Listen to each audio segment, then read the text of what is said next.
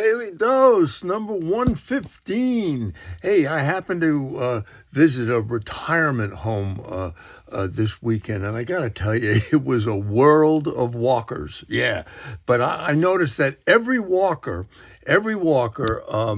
had tennis balls on its hind legs, right? And I thought, isn't that a case of tennis ball abuse? You know what I mean?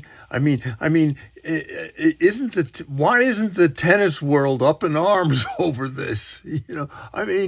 All those poor balls being abused and ruined. But maybe it's just a man thing. Yeah.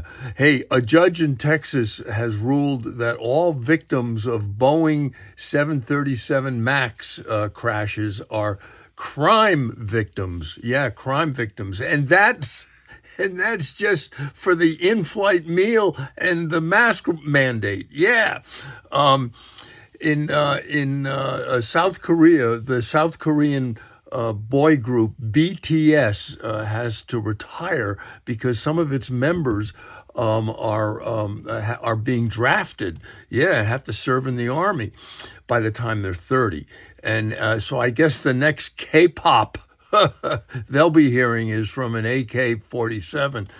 And inflation in the UK has reached 10.5% last month. That's right, 10.5%. There hasn't been this kind of inflation in England since King Charles wished he was Camilla's tampon. Yeah, that's right.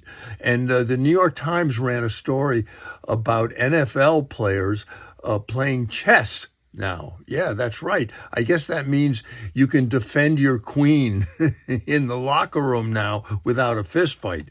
And a judge has ruled that Lindsey Graham must testify at a Georgia special grand jury. Lindsey hasn't been this closed-mouthed since his congressional paid staff was all female. And Liz Truss holds the distinction of having the shortest term of any prime minister in history. Yeah, only some of King Henry VIII's wives had shorter terms as heads of states. Yeah, but at least Lizzie was able to keep hers. And thousands of cannonball jellyfish washed up on Ocoroke Island off of North Carolina. Yeah, there hasn't been, there was more goo and gelatinous remains on the beaches there than in a porn theater in Times Square. That's right. And Amy Schumer, the Amy Schumer Show is back. Yes, yay.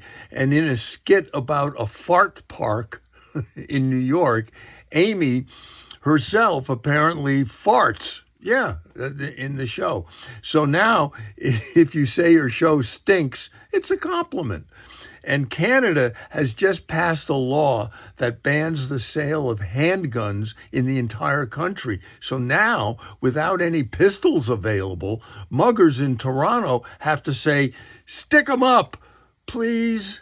Yeah. Anyway, that's the Daily Dose, number 115.